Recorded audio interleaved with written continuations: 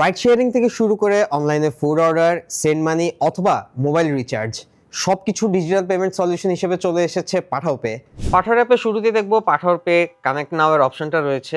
একটু নিচে যদি স্ক্রল করি তাহলে পাঠাও পে এর জন্য বেশ কিছু স্পটলাইট এবং হোয়াটস নিউ। এবার যদি পাঠাও পেটা আমরা কানেক্ট করে নেই, কানেক্ট নাওতে ক্লিক করলাম, গেট স্টার্টেড। এখানে আমাদের মোবাইল নাম্বারটা দিয়ে দিব, এরপর একটা ওটিপি আসবে। ওটিপিটা দিয়ে I agree to Pathao pay terms and কন্ডিশনসে ক্লিক করে কন্টিনিউ করলে এখানে অ্যাজ পার এনআইডি তে আপনার নাম দিয়ে দিবেন। এখানে 5 ডিজিটের একটা পিন এন্টার করতে বলবে। এরপরে এখানে ওয়েলকাম টু পাঠাও পে এর পেজটা চলে এসেছে, সো এখানে আমরা পিনটা দিয়ে দিব।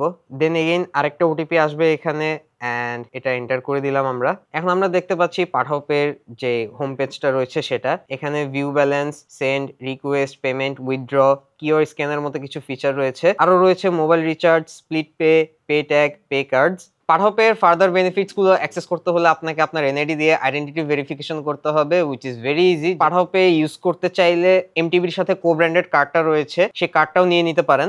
পাঠাও ইকোসিস্টেমের যতগুলো সার্ভিসেস রয়েছে যেমন পাঠাও কার, বাইক, ফুড অ্যান্ড পার্সেল, সবকিছুর পেমেন্ট দিয়ে আপনি পাঠাও পে থ্রুতে করতে পারবেন। সাথে পাঠাও পে ইউজ করে আপনি পেয়ে যাচ্ছেন আপ টু 3000 টাকা ক্যাশব্যাক। তাই পাঠাও পেতে দ্রুত সাইন আপ করুন, রেজিস্টার করুন এবং ক্যাশব্যাকগুলো বুঝে নিন।